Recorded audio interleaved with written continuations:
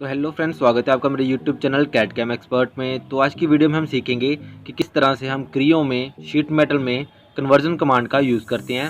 तो चलिए शुरू करते हैं। तो ये रही वो कमांड। तो इस कमांड के लिए आपको पहले यहाँ पे पार्ट सॉलिड में जाना होगा। तो आपने ऑपरेशंस पे क्लिक करना है और यहाँ पे लास्ट में आपको स्विच टू पार्ट सॉलिड की ऑप्शन मिलेगी। तो जैसे आप यहाँ पे क्लिक करोगे आपको यहाँ पे सारी सॉलिड्स की कमांड मिल जाएंगी। तो यहाँ पे आपने एक्सट्रूड पे क्लिक कर लेना है और यहाँ पे एक ज्योमेट्री ड्रॉ करनी है। तो चलिए मैं जल्दी से यहाँ पे ड्रॉ कर लेता हूँ। तो यहाँ पे मैंने सेंटर रेक्टेंगल कमांड सेलेक्ट कर ली है। सेलेक्ट करने के बाद आपने यहाँ पे रेक्टेंगल ड्रॉ कर लेना है और यहाँ पे मैंने रेक्टेंगल की जो डिमेंशंस है वो यहाँ पे फिल कर ली हैं। डायमेंशंस फिल करने के बाद आपने यहाँ पे टिक वाले बटन पे क्लिक कर लेना है। तो इसके बाद आपने यहाँ पे एक्सट्रूड की वैल्यू फिल कर लेनी है। वैल्यू फिल करने के बाद आपने यहाँ पे टिक वाले बटन पे क्लिक कर लेना है। इसके बाद आपने दोबारा से एक्सट्रूड कमांड में चले जाना है। अब हम इसके फेस पे एक और फीचर यहाँ पे ड्रॉ करेंगे। तो मैंने इसका ये फेस सिलेक्ट कर लिया है। फेस सिलेक्ट करने के बाद आपने यहाँ पे नॉर्मल टू वाले बटन पे क्लिक कर लेना है और यहाँ पे एक और रेक्टेंगल ड्रॉ कर लेना है। ये रेक्टेंगल पहले वाले रेक्टेंगल से मैं थोड़ा छोटा ड्रॉ करूँगा।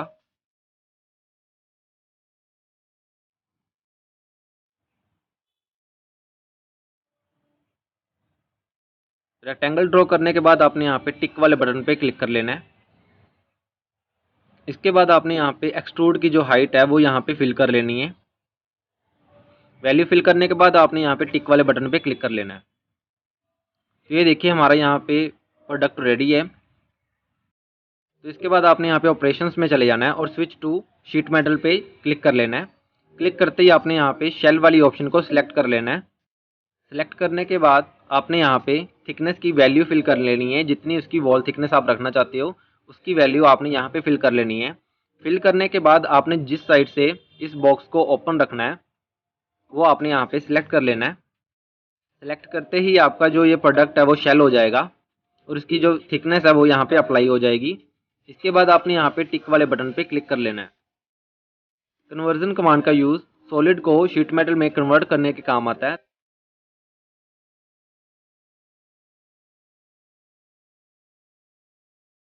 तो चलिए अब मैं यहाँ पे कन्वर्जन वाली कमांड को सिलेक्ट कर लेता हूँ। तो इसके बाद आपने यहाँ पे बेंड एजेस वाली ऑप्शन को सिलेक्ट कर लेना है जो कि तीसरे नंबर पे है। तो चलिए मैं जल्दी से यहाँ पे बेंड एजेस की या एज बेंड की ऑप्शन को सिलेक्ट कर लेता हूँ।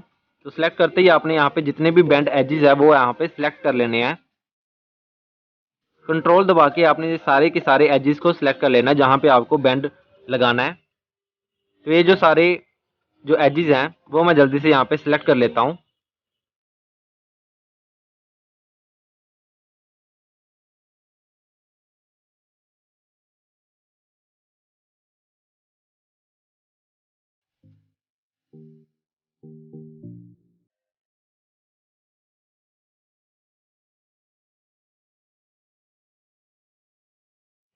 सारे एजेस को सिलेक्ट करने के बाद आपने यहाँ पे टिक के बटन पे क्लिक कर लेना है।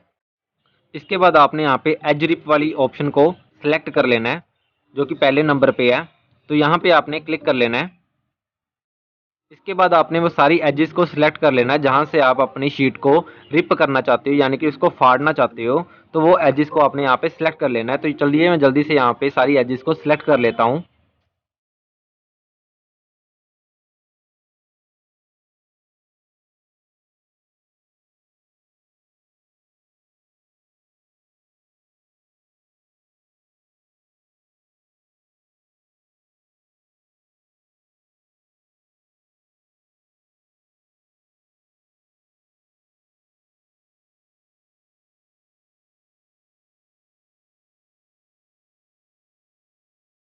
सारी एजेस सिलेक्ट करने के बाद आपने यहाँ पे टिक वाले बटन पे क्लिक कर लेना है। क्लिक करने के बाद आपने यहाँ पे रिप कनेक्ट वाली ऑप्शन को सिलेक्ट कर लेना है जो कि आपको सेकंड नंबर ऑप्शन पे मिलेगी। कमांड सिलेक्ट करने के बाद आपने यहाँ पे टॉप व्यू में चले जाना है।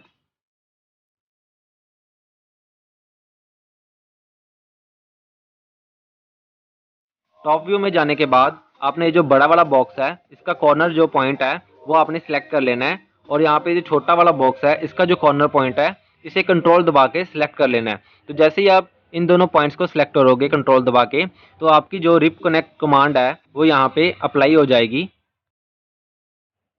तो आपने इसी तरह से बारी बारी सारे के सारी कॉर्नर जो पॉइंट्स है इन्हें सिलेक्ट कर लेना है और इन्हें रिप कनेक्ट कर देना है। तो चलिए मैं जल्दी से यहाँ पे सारी की सारी कॉर्नर्स पॉइंट्स को सिलेक्ट कर लेता हूँ।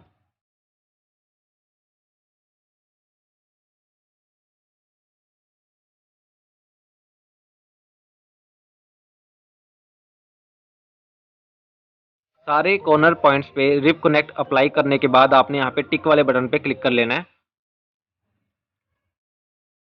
तो इसके बाद आपने यहाँ पे लास्ट ऑप्शन में आ जाना है जो कि है कॉर्नर रिलीफ की ऑप्शन, जो 4th नंबर पे आपको ऑप्शन मिलेगी वो आपने यहाँ पे सिलेक्ट कर लेनी है। तो चलिए मैं जल्दी से यहाँ पे कॉर्नर रिलीफ सिलेक्ट कर लेता हूँ।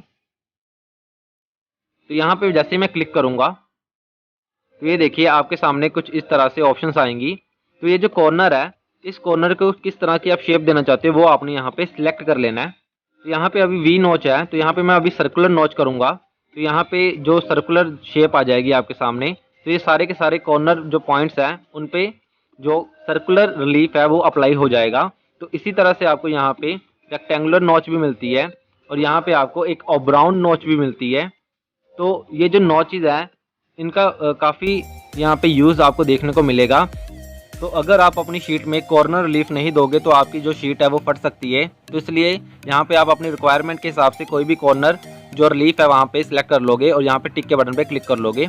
इसके बाद आपने यहाँ पे टिक के बटन पे क्लिक कर लेना है। जैसे आप टिक के बटन पे क्लिक करोगे आपका जो सॉलिड पार्ट है वो शीट मेटल में कन्वर्ट हो जाएगा। तो इसके बाद आपने इसे अनबेंड करके देख लेना है। तो अनबेंड करने के लिए आपने यहाँ पे अनबेंड की ऑप्शन पे क्लिक कर लेना है। तो जैसे ही आप यहाँ पे क्लिक करोगे आपका ये जो शीट मेटल का पार्ट है ये अनबेंड हो जाएगा। तो इस तरह से हम अपने सॉलिड पार्ट को शीट मेटल में कन्वर्ट कर सकते हैं कन्वर्जन कमांड की हेल्प से।